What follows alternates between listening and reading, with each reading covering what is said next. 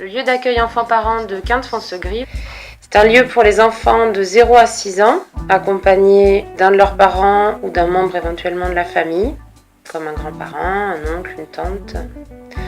Là, sur le lieu, nous assurons l'anonymat et la confidentialité pour tous. Ça fait partie de ce qui nous est demandé par la charte des lieux d'accueil enfants-parents. 2 accueillantes sont présentes sur place. Ce sont des professionnels spécialisés dans l'enfance et la famille et qui ont aussi en parallèle une formation à la parentalité qui accueillent. Chaque accueil sera différent en fait en fonction des personnes qui viennent, puisque chaque parent, il n'y a pas d'inscription, donc chaque parent vient quand il veut et il repart quand il veut. Donc il vient sur le lieu chercher ce dont il a besoin, ce qui est très différent d'un parent à l'autre. C'est un espace de jeu pour les enfants, de socialisation aussi, des fois un premier lieu de socialisation. Et c'est un lieu d'échange entre les parents et aussi. Le contrat local d'accompagnement à la scolarité est un dispositif qui consiste à aider les enfants et jeunes en difficulté scolaire en élémentaire et au collège. Porté par la commune de Quinte-Foncegrive, les classes élémentaires et collèges sont menées par les équipes d'animation de la Fédération d'éducation populaire, LEC Grand Sud. Les enfants et collégiens en difficulté sont orientés par les enseignants. Un partenariat étroit établi entre les parents, les enseignants et les opérateurs du classe est donc à la fois indispensable et précieux. Les opérateurs classe travaillent auprès des élèves sur des problématiques individuelles relevant du savoir-être, comme des difficultés à se canaliser ou un manque de confiance en soi par exemple. Il les aide également sur des problématiques liées au savoir-faire en travaillant sur l'esprit de synthèse ou sur la méthodologie par exemple. Ces exemples de difficultés ont de fait un impact dans la scolarité des élèves et il importe donc pour les opérateurs de travailler pendant ces séances à l'amélioration de ces problématiques. Le classe élémentaire qui entre dans sa 3e année concerne un groupe de 14 à 16 enfants du CE2 au CM2 sur les temps de NAP, nouvelle activité périscolaire. Le classe collège entre quant à lui dans sa 8e année, grâce notamment à un partenariat solide instauré avec l'équipe pédagogique du collège. 14 collégiennes de la 6e à la 3e sont accompagnées par l'équipe de Planète Jeune. Les séances ont lieu en période scolaire les mardis et jeudis pour les volets méthodologiques et pendant 10 vendredis pour les séances d'ouverture culturelle. Ces séances d'ouverture culturelle sont intégrées à part entière dans le dispositif du classe car elles ont un impact dans la scolarité de l'enfant. En effet, à travers une thématique ludique, les enfants gagneront en confiance, travailleront sur la patience ou sur la concentration. Les séances de classe sont d'une durée d'1 heure de 16 à 17 heures pour le classe élémentaire et d'une durée d'1h30 pour le classe collège de 17h15 à 18h45. Enfin, les thématiques d'ouverture culturelle choisies sont pour le classe élémentaire, la création d'un court-métrage en vue d'une présentation au festival du court-métrage de la commune, Rêve d'images, et pour le classe collège, la découverte musicale avec la participation à des séances de percussion.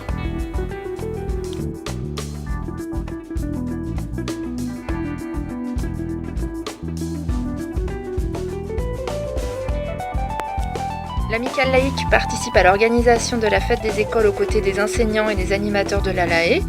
Nous animons le tirage de la grande tombola, nous tenons des stands de rafraîchissement et de gourmandises confectionnés par les parents.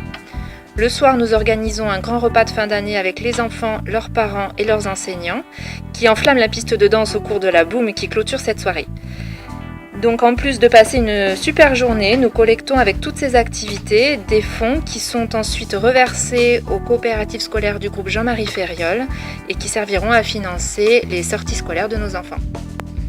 Animateur sportif et responsable des affaires scolaires, je fais le lien avec les enseignants et l'ALAE. Et dans ce cadre, je suis responsable de la logistique, du matériel et des emplacements des stands, ainsi que de la décoration de la cour avec les animateurs de l'ALAE. Après la fête de l'école, il y a la fête de l'ALAE, donc les animateurs présentent aux parents qui sont présents donc le spectacle de fin d'année. L'équipe enseignante est actrice de la fête des écoles en organisant une kermesse au sein de l'établissement scolaire.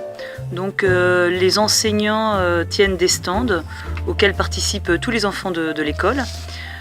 Comme stand, on peut trouver le chamboule-tout, la balle folle, le glouglou qui rend fou et des tas d'autres stands.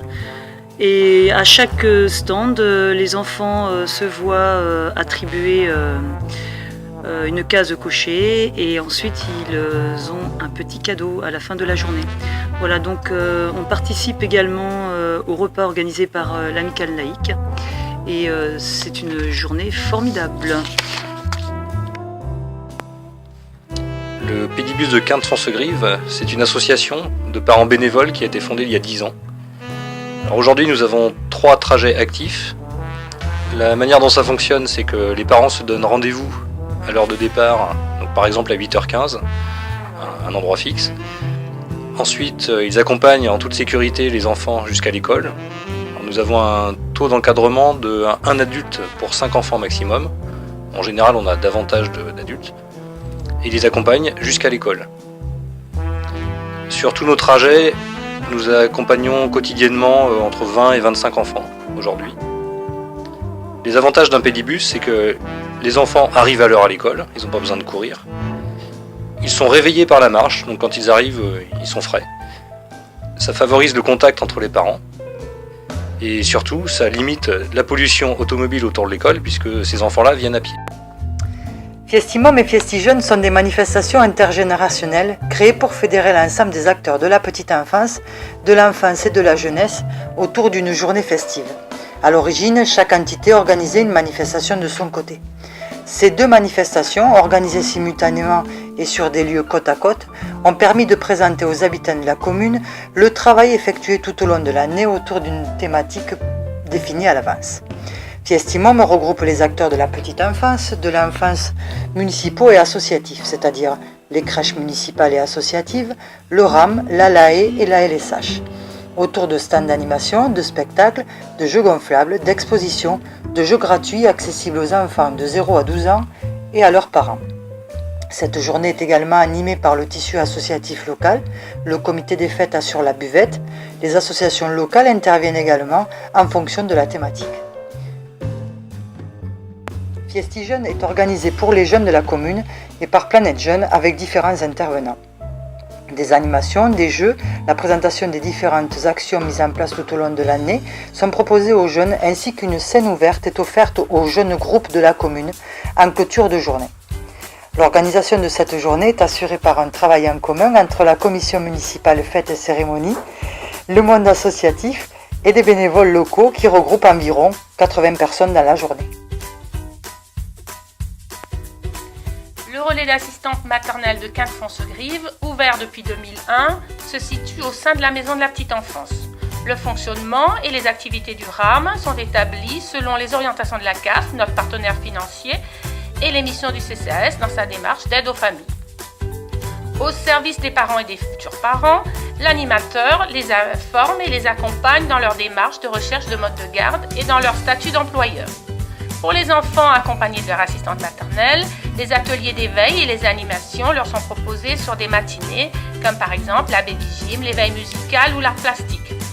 Pendant les matinées d'accueil, les enfants rencontrent d'autres enfants et d'autres adultes. Ces temps au RAM participent ainsi à leur éveil et leur ouverture sur le monde. Pour les assistantes maternelles, c'est un lieu d'échange et de professionnalisation. Depuis mars 2016, il est proposé une permanence supplémentaire afin de répondre aux demandes et aux besoins d'information des parents.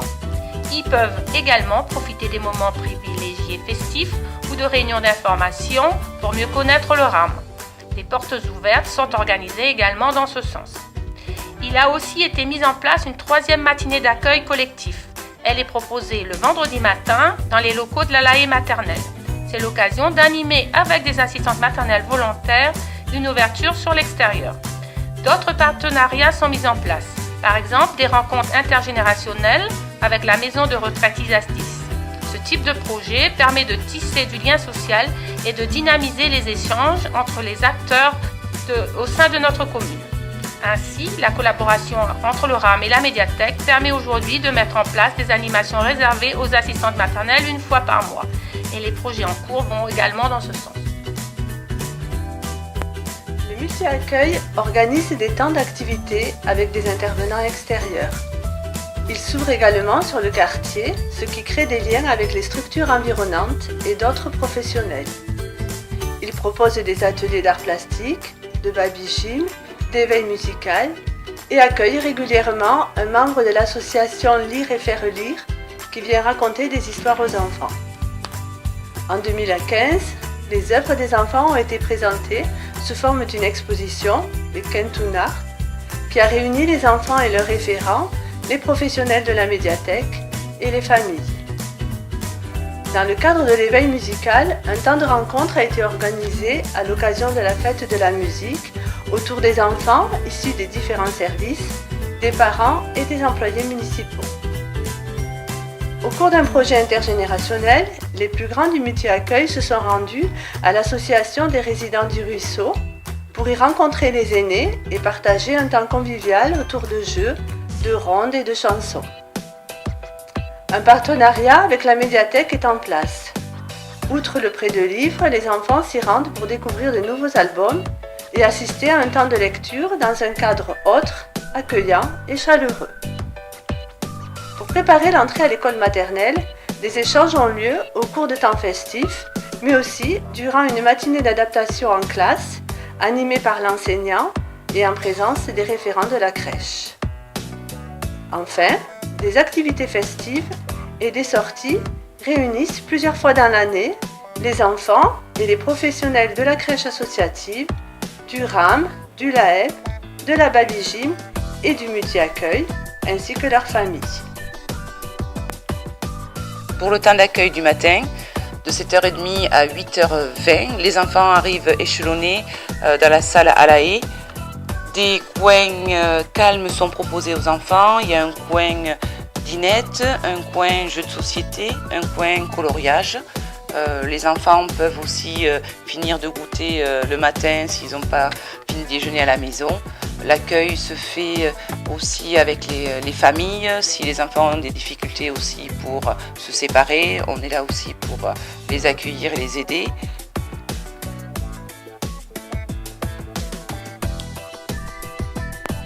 Le jardinier de Salsas s'est intégré au projet de réhabilitation de la ferme de Salsas. Il concerne le volet pédagogique de la ferme de Salsas. C'est un jardin collectif où chacun individuellement peut avoir une parcelle et en contrepartie, il participe à l'entretien global du jardin. Sur ce jardinier, les jeunes ont effectué des chantiers, les jeunes de Planète Jeunes ont effectué des chantiers pour réaliser des bacs pour les plantations et ensuite l'entretien global du jardin.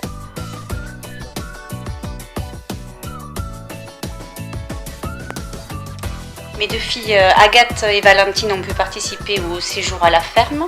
Ce séjour se déroulait du 11 au 13 juillet 2016. En amont de cette sortie, une liste nous a été distribuée afin de déterminer les affaires dont nos enfants auront besoin. Une réunion a aussi été organisée afin que nous puissions avoir des réponses à nos quelques interrogations. Des documents nous ont été distribués et nous avons gardé précieusement les coordonnées des deux animatrices qui accompagnaient nos enfants.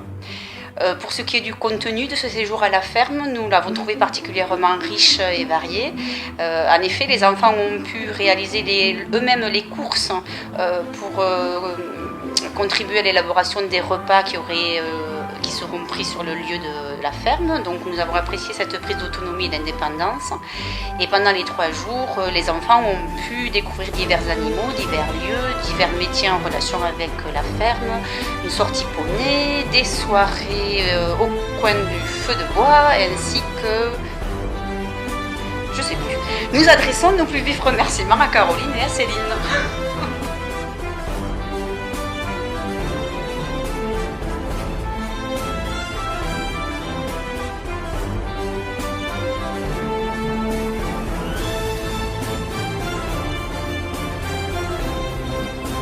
Bonjour à tous, je m'appelle Jordan, j'ai participé à un chantier jeune, Planète Jeune, où on a conçu des poufs et des fauteuils en pneus. Les animateurs nous ont versé une bourse loisir qui nous a permis de faire des activités gratuites. Dans un premier temps, nous sommes allés chercher des pneus dans les concessionnaires à proximité. Par exemple, pour faire ce fauteuil, il nous a fallu 2 pneus de moto, 2 pneus de voiture qu'on a assemblés pour que ça soit stable. On a coupé des pneus de voiture pour faire l'assise et le dossier. A l'aide de vis, on a fixé l'assise et le dossier. Et pour faire ce pouf, on a percé le pneu de scooter et on y a fixé des chambres à air, une dizaine. On a mis un pneu de voiture, un pneu de moto et un pneu de scooter pour stabiliser le tout. poufs et ses pneus. On peut passer des moments entre nous, tranquilles, à l'intérieur ou à l'extérieur. On a aussi customisé les poufs et les fauteuils avec des couleurs et des écritures.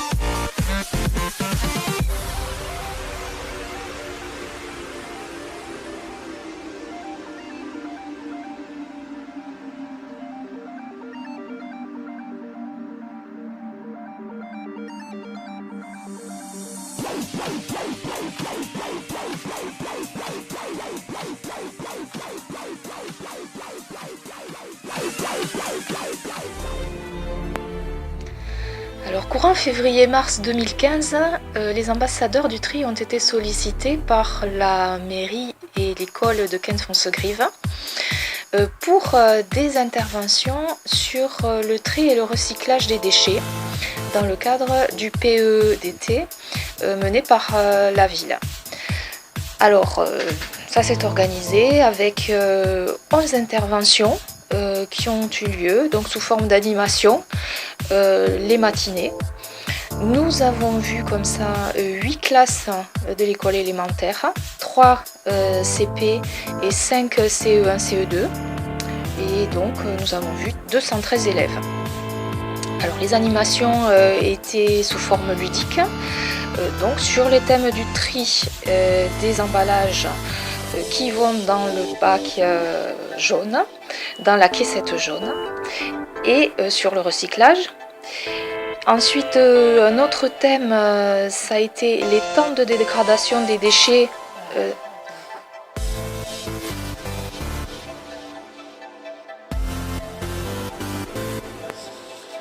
Donc Bref d'Images en fait est issu d'une édition du Salon du Jeune Lecteur de 2013 qui avait pour thématique le cinéma. Au vu de son succès, en fait, la commune a voulu impulser la passion des jeunes pour le cinéma et y consacrer un festival propre. Donc Bref d'Images, le festival international du court-métrage est né. Il existe depuis maintenant 4 éditions, nous préparons actuellement la 5e. Il rassemble l'enfance et la jeunesse de tout âge et de tout horizon. Nous recevons chaque année plus de 25 films qui proviennent autant d'institutions scolaires que d'associations que de particuliers. Et la journée de remise des prix accueille plus de 500 personnes au centre de loisirs de la commune de Quinte-Fonsegrive. Les enfants du groupe scolaire Jean-Marie Ferriol bénéficient de l'intervention d'un professionnel du cinéma. Donc, ils construisent tout d'abord le décor et le scénario avec les enseignants, puis l'intervenant les encadre ensuite pour la réalisation et le montage. La réalisation d'un court-métrage est riche en apprentissage. L'éducation à l'image permet de mieux appréhender le flux de celles qui nous entourent et de les maîtriser. La création d'un scénario et d'un décor permet de pratiquer les travaux manuels et de développer la créativité. Le travail est collectif et fait ressortir l'esprit d'initiative ainsi que la solidarité de chacun. À tout lire, c'est le prix littéraire des jeunes Quinte-Fonsegrivois de 3 à 15 ans. Il valorise la littérature jeunesse, développe le goût de la lecture, favorise les échanges sur les expériences de lecture et soutient les éditeurs et les auteurs régionaux. Près de 600 enfants et jeunes ont participé à l'édition 2015-2016. Des élèves de l'école maternelle, élémentaire, du collège de Quinte-Fonsegrive, ainsi que des jeunes adhérents de la médiathèque municipale. Les élèves de l'école maternelle ont réalisé des créations d'art plastique autour des livres de la sélection. Des dessins, des collages, des sculptures ainsi qu'un jeu de loi géant. Début mai, les participants viennent voter pour leurs favoris. Le mercredi 18 mai, les jeunes arrivent à la médiathèque pour connaître le résultat de leur vote. Les rencontres d'auteurs et illustrateurs de la sélection, les dédicaces, ainsi que la présence d'une librairie jeunesse toulousaine spécialisée étaient partenaires du prix à tout lire. Une table ronde a eu lieu entre les différents intervenants. Les jeunes de la section théâtre du foyer rural de Quinte-Fonce-Grive ont réalisé une lecture de certains albums, ainsi qu'un conteur présent tout l'après-midi a effectué plusieurs représentations devant un public nombreux. Béatrice Germain, maire adjointe à la culture, ouvre la cérémonie de proclamation des résultats. Les premiers auteurs et illustrateurs sont récompensés.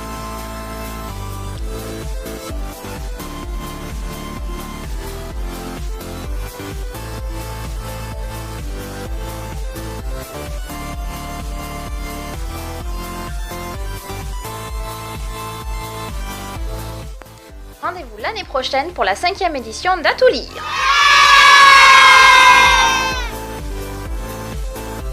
Alors maintenant, on va chacun notre tour, d'accord, venir et trouver l'animal qui va être demandé. Ok? Alors on va démarrer avec Timéo. Timéo, tu viens? Let's try together.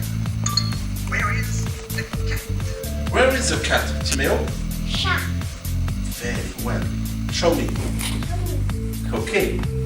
Where is the cat? Where is the cat? With your finger. Okay, right. Timéo, check. Very well. Alors, Roman.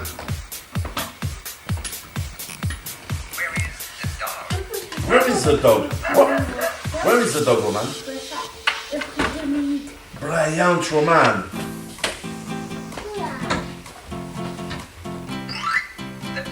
The dog. Emrys.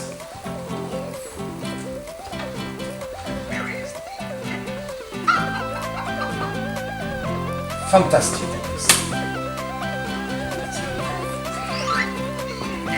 The hen.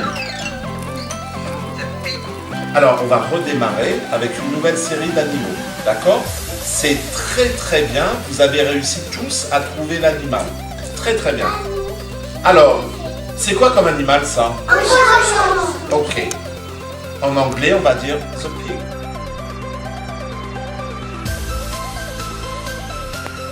Oui, alors la police municipale au niveau des écoles, déjà c'est vrai que notre rôle premier se situe, on va dire, au niveau de la sécurisation, au niveau des entrées et sorties scolaires, qui apporte, on va dire, un plus, on va dire, pour les jeunes qui peuvent venir tout seuls, comme les jeunes qui peuvent venir accompagnés de parents.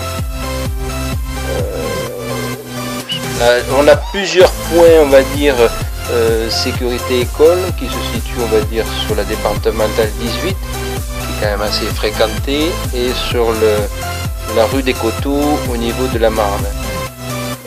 Après, c'est vrai que la petite chose qui est intéressante, c'est qu'on voit un jeune public qui s'habitue déjà d'une part à nous voir, pas spécialement à nous voir sous un côté, on va dire, répressif, mais sur un côté, on va dire, sécurité.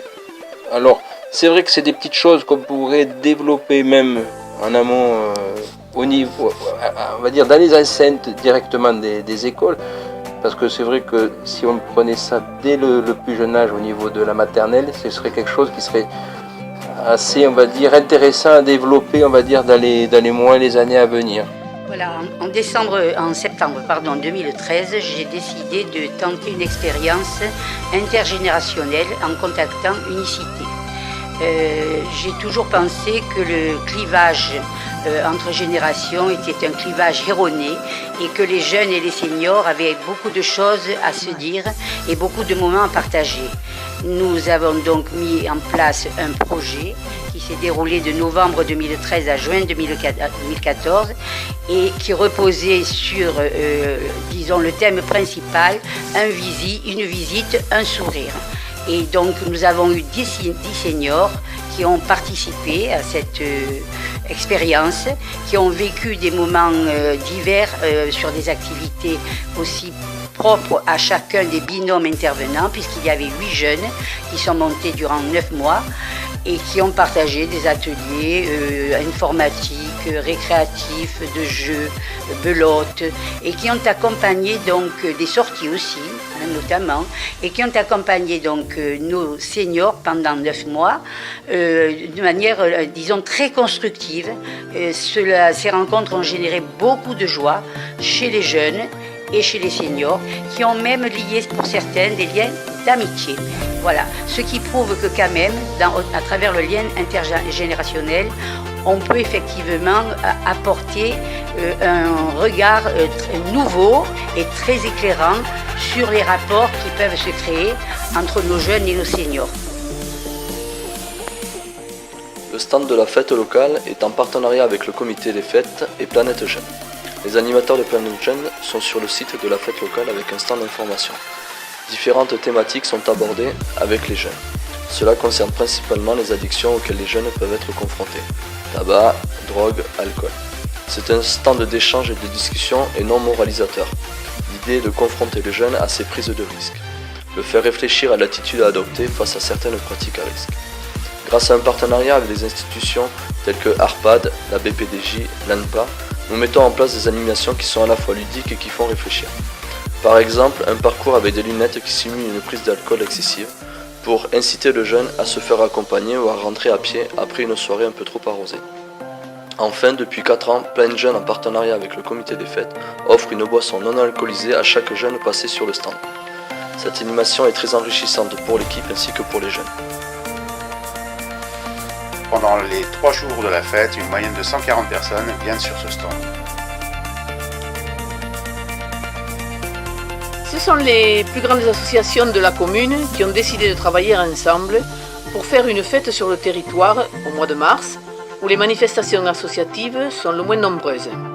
Le comité des fêtes, le foyer rural, l'USQF, QFA, les anciens combattants se sont alliés aussi avec l'ALAE et Planète Jeune afin de renouer les traditions d'antan du carnaval pour maintenir un lien intergénérationnel, sans oublier le soutien logistique des services municipaux.